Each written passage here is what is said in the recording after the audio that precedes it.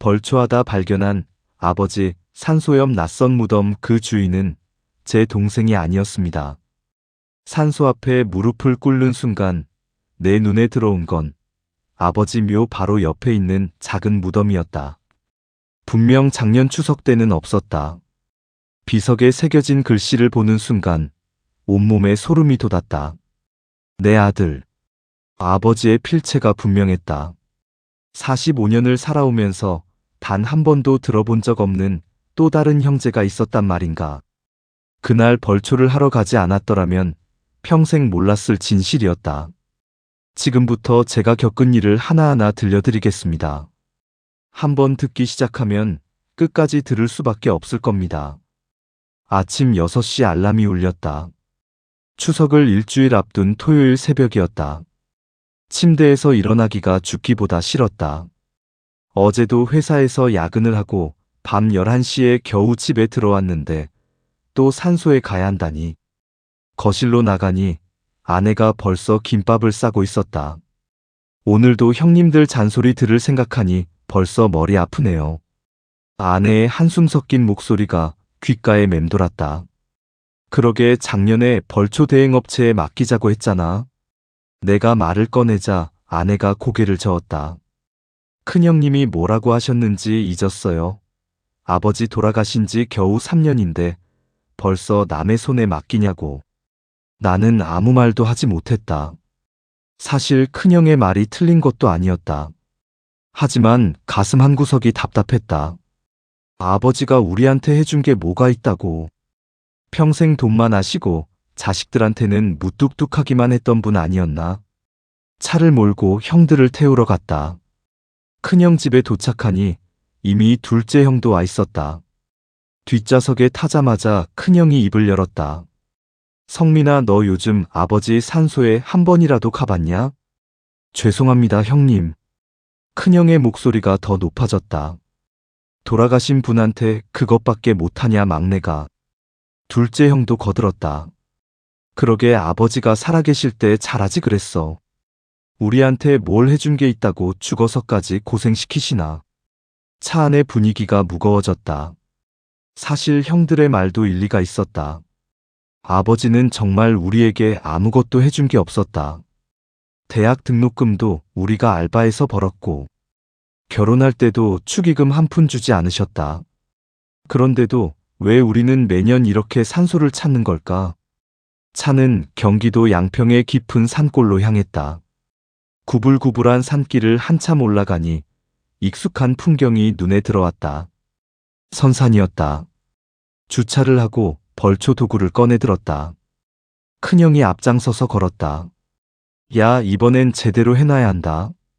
작년에 대충 했다가 친척들한테 욕먹은 거 잊었냐? 둘째 형이 낯을 들며 투덜거렸다. 아니, 그 양반이 살아생전에 친척들하고 잘 지냈어야지. 우리 보고 어쩌라고. 산길을 오르는 내내 형들의 불평이 이어졌다. 10분쯤 올라가니 아버지의 산소가 보였다. 잡초가 무성하게 자라 있었다. 우리 셋은 각자 위치를 잡고 벌초를 시작했다. 그런데 낫지를 시작한 지 5분도 안 되어 내 손이 멈췄다. 아버지 산소 오른쪽에 뭔가 이상한 게 보였다. 처음엔 그냥 돌무덤인 줄 알았다. 하지만 자세히 보니 작은 봉분이었다. 잡초를 걷어내니 비석까지 있었다. 형님, 이거 좀 보세요. 내 목소리가 떨렸다. 큰형과 둘째 형이 다가왔다. 뭐야 이게? 큰형의 얼굴이 굳어졌다. 비석을 자세히 들여다보니 거기엔 이렇게 적혀 있었다. 내 아들 1990년 3월 15일부터 1996년 8월 20일. 아버지의 필체가 분명했다. 우리 셋은 그 자리에 얼어붙었다. 이게 무슨 소리야? 둘째 형의 목소리가 갈라졌다. 아버지한테 우리 말고 또 다른 아들이 있었다는 거야. 큰형이 주저앉았다. 말도 안 돼, 우리가 모를 리 없어. 하지만 증거는 너무나 확실했다. 아버지의 손글씨로 쓰인 내 아들이라는 글자. 1996년이면 내가 중학교 2학년 때였다. 그때 우리 집에 무슨 일이 있었던가. 아무리 기억을 더듬어도 떠오르는 게 없었다. 큰형이 갑자기 벌떡 일어났다. 이건 우리끼리 해결할 문제가 아니야. 큰어머니한테 전화해봐. 큰어머니는 아버지의 형님의 부인이었다. 올해 85이 되셨지만 아직도 정정하셨다. 집안의 대소사를 모두 알고 계시는 분이었다. 내가 전화를 걸었다. 큰어머니, 저 성민입니다. 우리 막내 잘 있었어. 큰어머니, 지금 아버지 산소에 와 있는데요. 그래, 벌초하러 갔구나. 착하기도 하지. 큰어머니, 그런데 아버지 산소 옆에 이상한 무덤이 하나 있어요. 전화기 너머로 침묵이 흘렀다. 큰어머니.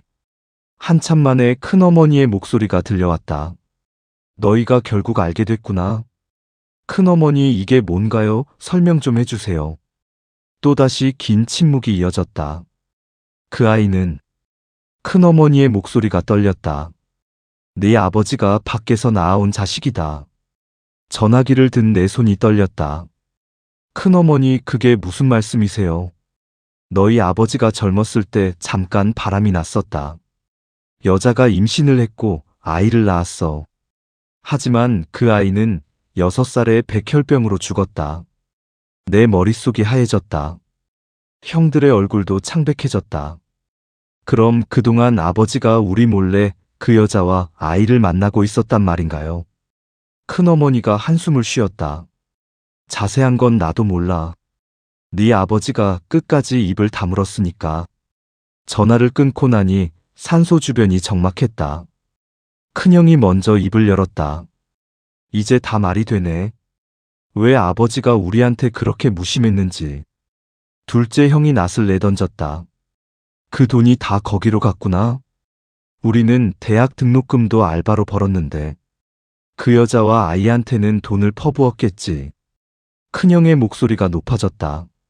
내가 결혼할 때 축의금 10원도 안 주신 분이 밖에 여자가 있어서 그랬구나. 배신감이 밀려왔다.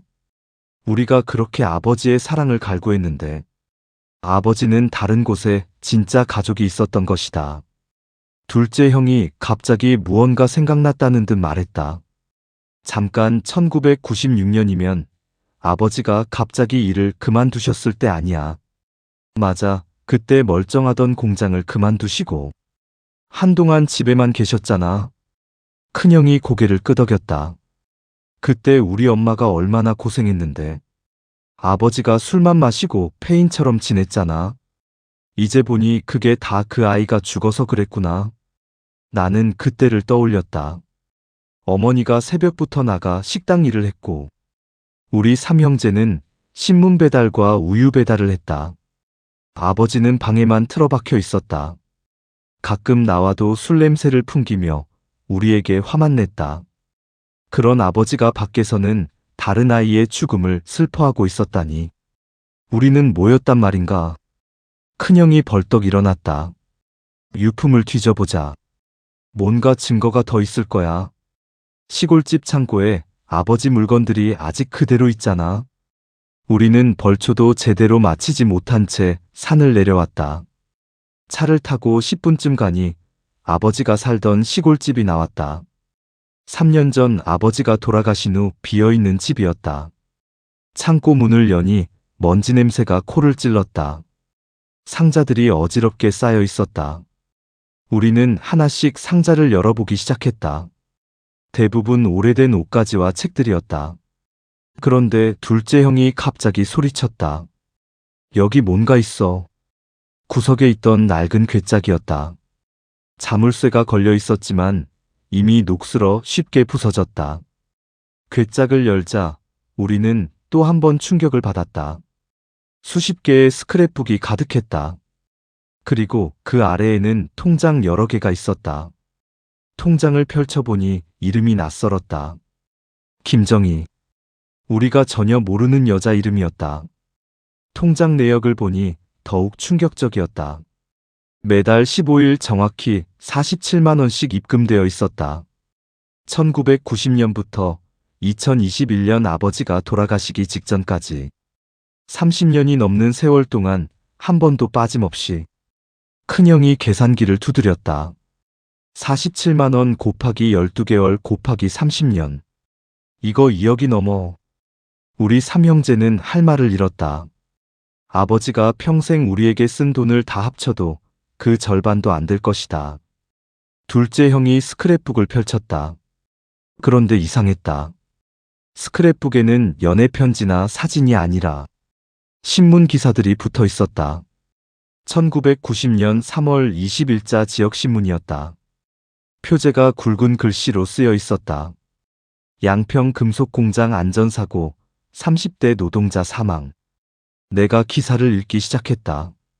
15일 오후 양평군 소재 대한금속공장에서 프레스 작업 중 안전사고가 발생해 노동자 박모 씨 34세가 숨졌다. 사고 당시 현장 책임자였던 김모 씨는 안전수칙을 제대로 지키지 않아 사고가 발생했다고 경찰은 전했다. 잠깐 대한금속이면 아버지가 다니던 공장이잖아. 큰형이 말했다. 그리고 김모 씨는 아버지일 거야. 아버지 성함이 김석준이니까. 우리는 다음 스크랩을 넘겼다. 1990년 8월 5일자 신문이었다. 금속공장 사고 책임자 무죄 판결. 재판부는 사고가 피해자의 부주의로 인한 것이며 현장 책임자에게는 법적 책임이 없다고 판결했다. 그런데 이상한 건 그 다음부터였다. 스크랩북에는 그 사망한 박모 씨 가족 기사들이 이어졌다. 1991년 3월 15일 고인의 아내 김정혜 씨가 생활고로 병원 신세. 1992년 9월 고인의 아들 박진우 군 5세 영양실조로 입원. 1996년 8월 20일 고 박모 씨의 아들 박진우 군 백혈병으로 사망. 둘째 형이 숨을 들이켰다. 이거 아버지 아들이 아니잖아. 그 사고로 죽은 사람의 아들이야. 우리는 서로를 바라보았다. 그럼 아버지가 30년 동안 돈을 보낸 여자는 바람핀 상대가 아니라 큰형이 말을 이었다. 아버지 때문에 죽은 동료의 아내였던 거야. 나는 다시 산소 옆 작은 무덤을 떠올렸다. 내 아들. 아버지는 왜 그 아이를 내 아들이라고 했을까?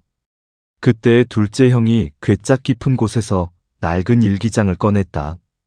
아버지 일기장이야. 우리는 숨을 죽이고 일기장을 펼쳤다. 이번엔 가장 최근 일기를 찾았다. 2021년 1월 15일.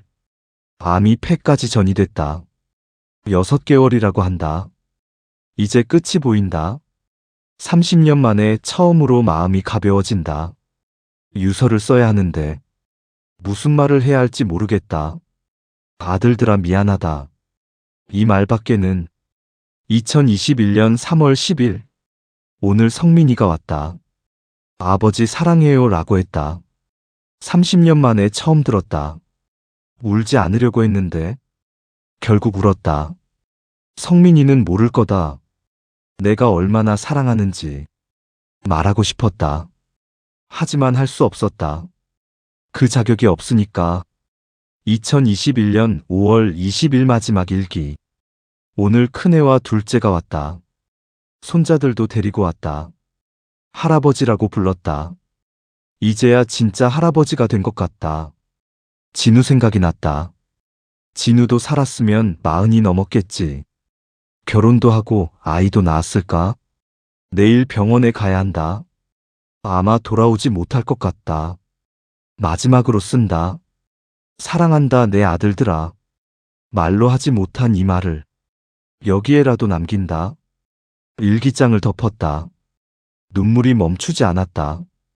그때 창고 문이 열렸다. 큰형과 둘째 형이 서 있었다. 우리도 다시 왔어. 둘째 형이 말했다. 집에 가서 생각해보니 더 알아야 할 것 같아서. 큰형이 내게 다가왔다. 그 편지 보여줘. 내가 찾은 거 다 봐.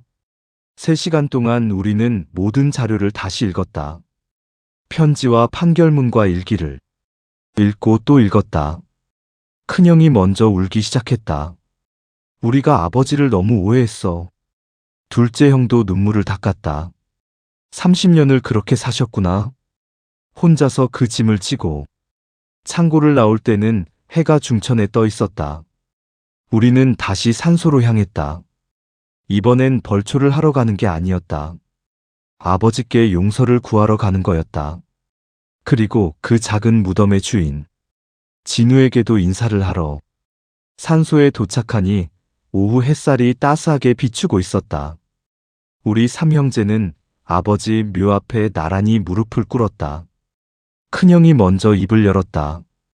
아버지, 저희가 몰랐습니다. 정말 몰랐어요.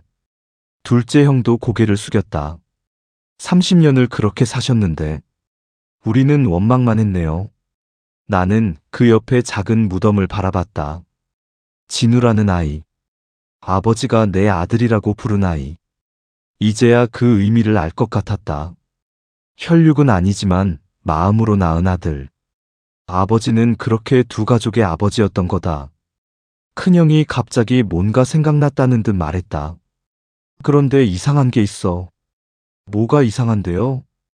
2010년에 그 여자가 돌아가셨다면서. 그 후로 왜 아버지는 안 변하셨을까? 계속 우리한테 무뚝뚝하셨잖아. 둘째 형도 고개를 갸웃했다. 맞아, 속죄가 끝났으면 가족한테 돌아왔어야 하는데. 나는 일기장을 다시 꺼냈다. 2010년 이후 일기를 찾아봤다. 2010년 6월 15일 정혜 씨 장례를 치렀다. 이제 끝났다고 생각했다. 하지만 끝이 아니었다. 정혜 씨 동생이 찾아왔다. 언니가 남긴 편지를 전해줬다. 편지를 읽었다. 정혜 씨가 부탁을 남겼다. 자신이 죽어도 계속 부탁이 있다고. 또 다른 진우들이 있다고. 큰형이 일기장을 빼앗아 들었다. 또 다른 진우들이라니. 내가 다음 장을 넘겼다. 거기엔 충격적인 내용이 있었다. 진우에게는 병원 친구들이 있었다. 같은 백혈병으로 싸우던 아이들. 모두 10명이었다. 정혜 씨는 그 아이들을 모두 돌봤다. 아이들의 부모들은 대부분 가난했다. 병원비 때문에 집을 팔고. 그래도 모자라서 빚을 졌다. 둘째 형이 숨을 들이켰다.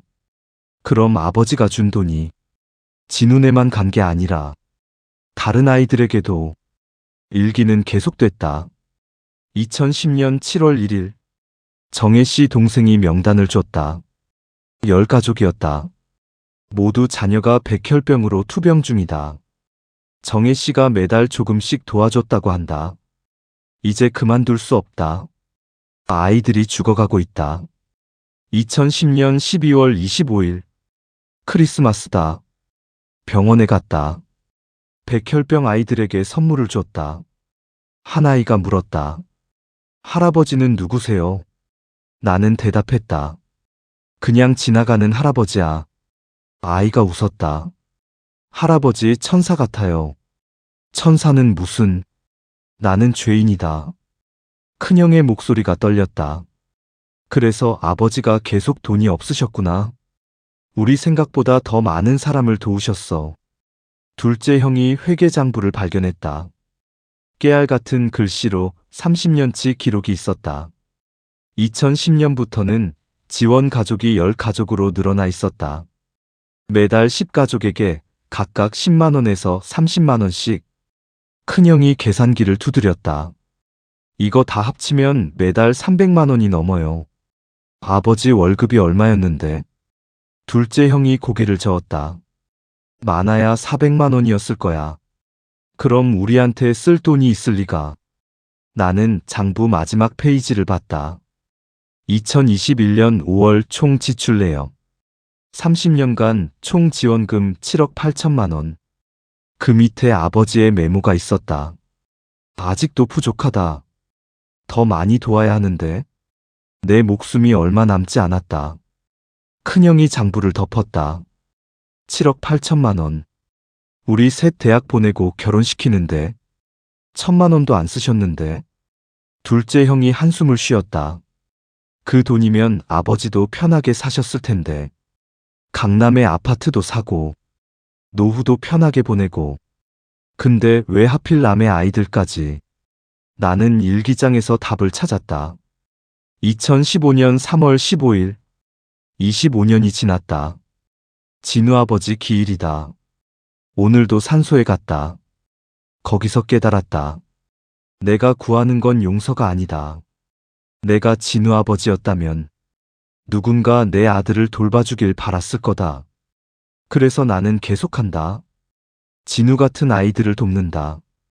그게 내 속죄이자 진우 아버지와의 약속이다. 큰형이 눈물을 닦았다. 아버지는 혼자서 그 무거운 십자가를 지고 사셨네. 둘째 형이 말했다. 우리는 그것도 모르고 원망만 했어. 돈 안 준다고, 사랑 안 해준다고. 그때 창고 구석에서 상자 하나를 더 발견했다. 뜯어보니 사진첩이 가득했다. 우리 가족 사진이 아니었다. 병원복을 입은 아이들 사진이었다. 뒤에 이름이 적혀 있었다. 민수 완치 2005년, 유리 완치 2008년, 태운 하늘나라 2003년, 수연 완치 2011년. 그리고 한 장의 단체 사진. 아버지가 가운데 있었다. 주위에 아이들이 10명. 모두 대머리였다. 항암 치료 중인 아이들이었다. 뒤에 적혀 있었다. 2015년 어린이날. 우리 아이들과 함께. 큰형이 사진을 들여다봤다. 아버지 표정 좀 봐. 우리와 있을 때는 본 적 없는 미소였다. 환하게 웃고 계셨다. 아이들도 모두 웃고 있었다. 둘째 형이 다른 사진을 꺼냈다. 이건 졸업식 사진이네. 한 청년이 학사모를 쓰고 있었다. 옆에 아버지가 서 계셨다. 뒤에 메모가 있었다. 민수대학 졸업. 진우야, 네 친구가 이렇게 컸다. 네가 보면 좋아할 거야. 나는 사진을 하나하나 넘겼다. 수십 장의 사진. 모두 아이들과 찍은 것이었다. 생일 파티 사진, 퇴원 기념 사진, 소풍 사진, 운동회 사진. 아버지는 매 순간 그들과 함께 있었다. 큰형이 갑자기 무언가 깨달은 듯 말했다. 우리가 아버지를 오해했어. 아버지는 우리를 사랑하지 않은 게 아니야. 너무 많이 사랑해서 차마 마주 볼 수 없었던 거야. 둘째 형이 물었다. 무슨 말이야? 큰형이 일기장을 가리켰다. 여기 계속 나와. 미안하다 내 아들들아. 너희들 얼굴을 볼 때마다 죽은 진우 아버지가 생각난다. 그 사람도 자식이 셋이었다. 내가 그들의 아버지를 빼앗았다. 그래서 내 자식들을 볼 자격이 없다. 둘째 형이 오열했다. 그래서 명절 때도 일찍 자리를 뜨셨구나. 우리 얼굴 보는 게 고통스러우셨던 거야. 나는 마지막 사진을 꺼냈다. 우리 가족 사진이었다. 작년 설날 찍은 것이었다. 아버지가 돌아가시기 넉 달 전이었다. 사진 뒤에 글씨가 있었다. 떨리는 필체였다. 사랑한다 내 아들들아. 이 말을 꼭 하고 싶었다. 하지만 할 자격이 없다. 진우 아버지에게 미안해서, 너희들에게도 미안해서 용서해다오. 창고를 나오니 해가 지고 있었다. 우리는 다시 산소로 올라갔다. 이번엔 진우의 무덤 앞에도 섰다. 큰형이 진우묘에 절을 했다. 진우야, 우리가 네 형들이다. 이제야 인사한다. 둘째 형도 무릎을 꿇었다. 내 덕분에 우리 아버지를 이해하게 됐어. 고맙다. 나는 주머니에서 사진을 꺼냈다. 민수가 의사가 됐다는 사진이었다. 진우야, 내 친구 민수 알지? 의사가 됐대. 소아암 전문이래. 너처럼 아픈 아이들을 치료한대. 묘지에 바람이 불었다. 따뜻한 봄바람이었다. 큰형이 말했다. 우리가 해야 할 일이 있어. 뭔데요, 형? 아버지가 못다한 일. 우리가 이어야지. 둘째 형도 고개를 끄덕였다. 그 10가족 아직도 도움이 필요할 거야. 우리가 찾아가자. 그날 밤 우리는 아버지의 장부를 다시 살폈다. 거기엔 주소와 연락처가 다 있었다. 다음 날 우리는 첫 번째 가족을 찾아갔다. 서울 변두리의 낡은 빌라였다. 초인종을 누르니 중년 여성이 나왔다. 누구세요? 저희는 김석준 씨 아들들입니다. 여성의 눈이 커졌다. 김석준 어르신의 그 천사 할아버지의 아들들이세요. 천사 할아버지요. 우리 민수 아버지나 다름없었어요. 20년 동안 병원비 대주시고 대학 등록금까지. 그분 아니었으면 민수는 죽었을 거예요. 우리는 민수를 만났다. 32살의 의사였다. 민수가 우리를 보자 눈물을 흘렸다. 할아버지 돌아가셨다고 들었어요. 제가 의사 되는 걸 그렇게 기다리셨는데 보여드리지 못해서 죄송했어요. 큰형이 민수의 어깨를 잡았다. 우리 아버지가 너를 정말 자랑스러워하셨어. 일기장에 계속 내 이야기가 나와. 민수가 흐느꼈다. 저한테는 아버지였어요. 친아버지는 제가 어릴 때 돌아가셨거든요. 할아버지가 매일 병원에 오셔서 책도 읽어주시고 손도 잡아주시고 아빠라고 불러도 된다고 하셨어요. 둘째 형이 물었다. 그래서 의사가 된 거야. 제가 받은 사랑을 다른 아이들에게 돌려주고 싶어서요. 할아버지처럼요. 우리는 10가족을 모두 찾아갔다. 어떤 아이는 선생님이 되어 있었고, 어떤 아이는 사회복지사가 되어 있었다. 어떤 아이는 하늘나라에 있었다. 하지만 모두가 아버지를 기억했다. 천사 할아버지, 병원에 수오신 아이들의 아버지, 그들이 아버지를 부르는 이름이었다. 마지막으로 찾아간 곳은 대학병원이었다. 소아암병동이었다. 수간호사가 우리를 알아봤다. 김석준 어르신 아드님들이시죠. 닮으셨어요. 저희 아버지를 아세요. 어떻게 모르겠어요. 30년 동안 매주 오셨는데 아이들 간식 사오시고 책 읽어주시고 크리스마스마다 산타 할아버지 되시고 수간호사가 우리를 한 병실로 안내했다. 여기가 어르신이 마지막까지 오신 곳이에요. 병실에는 대머리 아이가 누워 있었다. 8살쯤 되어 보였다. 아이가 우리를 보고 물었다. 할아버지 친구들이에요. 수간호사가 설명했다. 이 아이가 계속 할아버지를 기다려요. 꼭 다시 온다고 약속하셨대요. 큰형이 아이 곁에 앉았다. 그래, 우리가 할아버지 대신 왔어. 이제 우리가 올게. 아이가 웃었다. 진짜요, 약속이에요. 약속. 병원을 나오면서 둘째 형이 말했다. 이제 알겠어. 아버지가 왜 우리한테 무뚝뚝하셨는지. 우리는 이미 충분했으니까. 건강하고 부모가 있고 그것만으로도 축복이었으니까. 큰형이 고개를 끄덕였다. 아버지는 더 급한 곳에 사랑을 쏟으셨던 거야. 그게 아버지의 속죄이자 사랑이었어. 나는 하늘을 올려다봤다. 구름 한 점 없이 맑았다. 아버지 이제 이해해요. 사랑한다고 말 못하신 그 마음. 우리도 알아요. 그리고 저희도 사랑해요. 정말 많이 사랑해요. 우리는 매달 한 번씩 모이기로 했다. 병원에 가기로 했다. 아버지가 하시던 일을 계속하기로 했다. 그게 우리가 아버지께 드리는 마지막 선물이라고 생각했다. 1년이 지났다. 어린이날이었다. 우리는 병원에 있었다. 케이크를 들고 아이들이 우리를 할아버지들이라고 불렀다. 큰형이 작은 소리로 말했다. 아버지 보이는 것 같아. 저기 아이들 사이에서 웃고 계시는 것 같아. 정말 그런 것 같았다.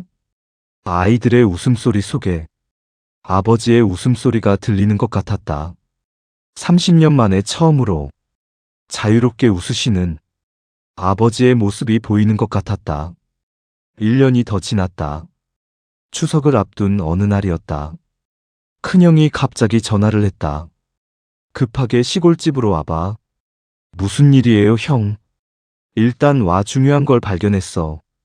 시골집에 도착하니 형들이 모두 와 있었다. 큰형이 낡은 금고를 가리켰다. 창고 천장 위에 숨겨져 있었어. 수리하려고 천장 뜯었다가 발견했지. 금고를 열자 뜻밖의 것들이 나왔다. 통장 3개와 편지 봉투들이었다. 통장을 확인하니 우리 3형제 이름이었다. 각각 5천만 원씩 들어있었다. 둘째 형이 놀랐다. 이게 언제부터 모은 돈이야? 통장 거래 내역을 보니 충격적이었다. 1990년부터 매달 10만 원씩 30년 동안 꾸준히 저축한 돈이었다. 큰형이 말했다. 아버지가 우리 목도 준비하셨어. 자신은 굶어도 우리 것만은. 편지를 펼쳐보니 우리 각자에게 쓴 것이었다. 떨리는 손으로 내 편지를 읽었다. 성민에게. 이 편지를 읽을 때쯤 나는 없겠지. 미안하다. 이 말부터 하고 싶다. 네가 어릴 때부터 똑똑했다. 공부도 잘하고 착하고 자랑스러웠다. 하지만 표현할 수 없었다. 내 또래 아이를 죽인 아버지가 무슨 자격으로 사랑한다 말하겠니? 대학 등록금 못 줘서 미안했다. 학원 못 보내서 미안했다. 결혼식 때 축의금 못 줘서 미안했다. 모든 게 미안했다. 하지만 알아다오. 너를 사랑했다. 매일 내 사진 보며 울었다. 네가 잘 되는 게 내 유일한 기쁨이었다. 이 돈은 작지만 30년 동안 너를 생각하며 모은 것이다. 부디 용서해다오. 그리고 행복해라. 사랑한다 아들아. 큰형도 둘째 형도 편지를 읽으며 울었다. 우리를 버린 게 아니었다. 포기한 게 아니었다. 그저 자격이 없다고 생각하셨을 뿐. 둘째 형이 또 다른 봉투를 발견했다. 이건 뭐지? 열어보니 사진이 가득했다. 우리들 사진이었다. 내 첫 출근 날 사진, 큰형 결혼식 사진, 둘째 형 아이돌 잔치 사진. 어떻게 이런 사진들이? 큰형이 사진 뒤를 살폈다. 날짜랑 메모가 있어. 2010년 3월 5일 성민이 과장 승진. 멀리서 지켜봤다 자랑스럽다. 2015년 6월 20일 큰애 딸 유치원 졸업식. 할아버지라고 불러줘서 고마웠다. 2018년 12월 24일 둘째 가족 크리스마스. 창밖에서 봤다 행복해 보여서 좋았다. 둘째 형이 충격을 받았다. 창밖에서 봤다고. 우리를 몰래 지켜보셨어. 큰형이 일기장을 다시 꺼냈다. 여기 있어. 2015년 성탄절. 둘째네 집 앞에 갔다. 창문으로 보니 온 가족이 모여 있었다. 케이크를 자르고 있었다. 손자가 할아버지는 어디 있냐고 물었다. 둘째가 할아버지는 못 오신다고 했다. 가슴이 찢어졌다. 하지만 어쩔 수 없다. 나는 그들과 함께할 자격이 없다. 2018년 3월 15일. 오늘은 진우 아버지 기일이다. 28년이 지났다. 큰애 회사 앞에 갔다. 점심시간에 나오는 걸 봤다. 동료들과 웃으며 식당에 들어갔다. 부장이 됐다고 들었다. 대견하다. 진우 아버지에게 미안하다. 당신 아들 같은 나이인데 내 아들은 잘 크고 있다고. 2020년 8월 20일. 성민이네 집에 갔다. 아내와 산책하는 걸 봤다. 행복해 보였다. 따라가고 싶었다. 아빠라고 부르고 싶었다. 하지만 멈췄다. 내가 다가가면 그들의 행복이 깨질까봐. 나는 마지막 페이지를 읽었다. 2021년 5월 15일. 이제 정말 끝이다. 한 달도 안 남았다고 한다. 유서를 쓰려 했는데 무엇을 써야 할지 모르겠다. 그저 미안하고 사랑한다는 말밖에. 내일은 병원에 입원한다. 아마 다시 못 나올 것이다. 마지막으로 아들들을 보고 싶다. 하지만 부르지 않을 것이다. 이대로 조용히 가는 게 낫다. 아들들아, 아빠가 없어서 더 행복하길. 그게 내 마지막 소원이다. 큰형이 오열했다. 우리가 병원에 갔을 때 아버지는 얼마나 놀라셨을까? 가지 말라고 했는데 우리가 막 찾아갔잖아. 둘째 형이 말했다. 그때 아버지가 우셨지. 우리가 사랑한다고 했을 때 처음 봤어. 아버지가 그렇게 우시는 거. 나는 또 다른 것을 발견했다. 병원 영수증들이었다. 2021년 5월부터 6월까지 매일 링거값만 나와 있었다. 큰형이 이상하다고 했다. 안말기면 진통제나 항암제가 있어야 하는데 왜 링거만? 그때 병원 기록이 나왔다. 충격적인 내용이었다. 환자가 모든 치료를 거부함. 진통제 거부, 항암제 거부, 오직 수액만 허용. 담당의 소견. 환자가 고통을 감수하기로 함. 이유를 묻자 버리라고 답함. 둘째 형이 무너져 내렸다. 고통스러운 걸 참으셨어. 버리라고. 자신에 대한 버리라고. 큰형이 서류 뭉치를 더 찾았다. 이건 기부 영수증이야. 2021년 4월 백혈병 어린이 재단 1억 원. 2021년 5월 소아암 협회 5천만 원. 2021년 5월 서울대 병원 발전기금 3천만 원. 둘째 형이 계산했다. 이거 다 합치면 2억이 넘어. 어디서 난 돈이지. 큰형이 답을 찾았다. 아버지 퇴직금이야. 회사에서 받은 퇴직금 전액이야. 자신은 치료도 안 받으면서 죽기 직전까지 남을 도우신 거야. 그때 마지막 편지를 발견했다. 받는 사람이 우리가 아니었다. 진우 아버지에게 라고 적혀 있었다. 친구야, 이제 간다.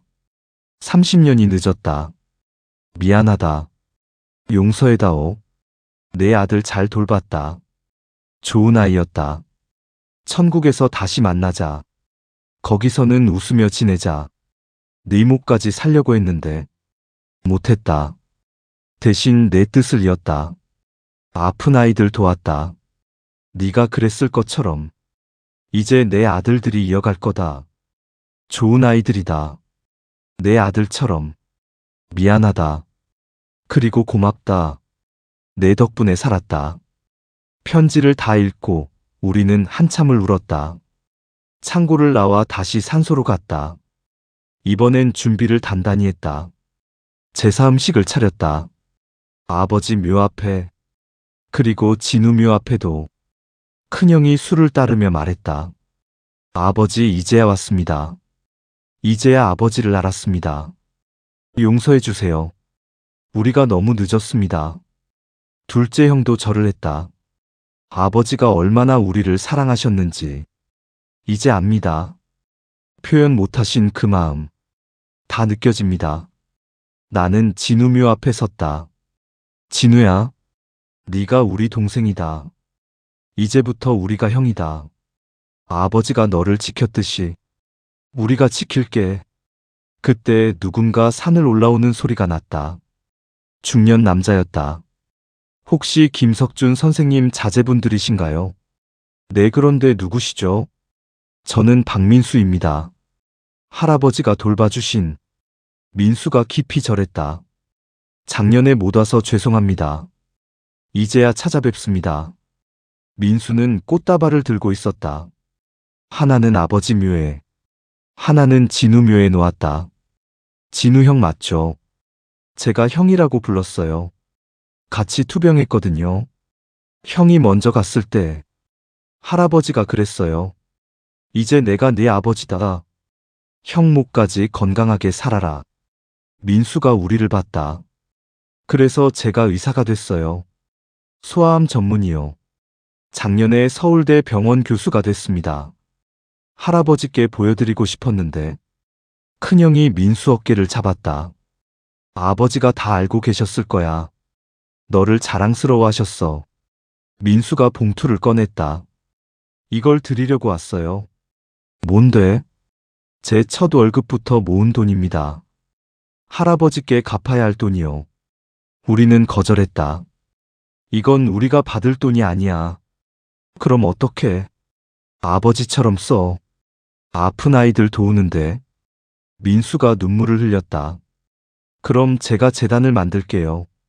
김석준 할아버지 기념재단. 백혈병 아이들 돕는 재단이요.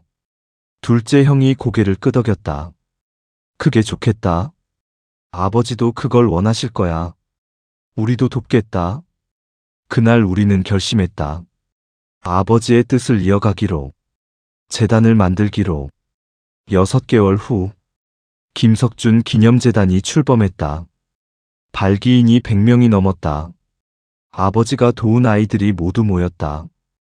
이제는 어른이 된 그들이, 의사교사 회사원 공무원이 된 그들이. 첫 번째 지원 대상자는 8살 소녀였다. 급성 백혈병이었다. 병실에 갔더니 아이가 물었다. 아저씨들은 누구예요? 우리가 대답했다. 희망을 주러 온 할아버지들이야. 네가 나을 때까지 함께할게. 아이가 웃었다. 그 웃음이 진우의 웃음 같았다. 1년이 지났다. 그 아이는 완치 판정을 받았다. 퇴원하는 날 아이가 편지를 줬다. 할아버지들께 제가 다 나았어요. 이제 아프지 않아요. 할아버지들이 도와줘서요. 커서 저도 아픈 친구들 도울게요. 약속해요. 사랑해요. 편지를 읽으며 생각했다. 아버지가 보셨다면, 이 아이의 편지를 보셨다면 얼마나 기뻐하셨을까? 5년이 지났다. 재단은 500명이 넘는 아이들을 도왔다.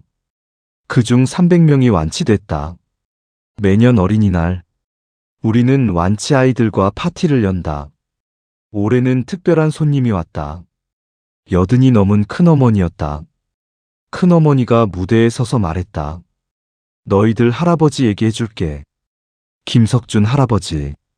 그분은 실수를 했어. 큰 실수를. 친구를 잃었지. 하지만 포기하지 않았어. 평생을 속죄했어. 너희들을 도우면서. 그게 그분의 사랑이었어. 실수해도 괜찮아. 다시 일어서면 돼. 남을 도우면 돼. 그게 할아버지가 가르쳐 준 거야. 아이들이 박수를 쳤다.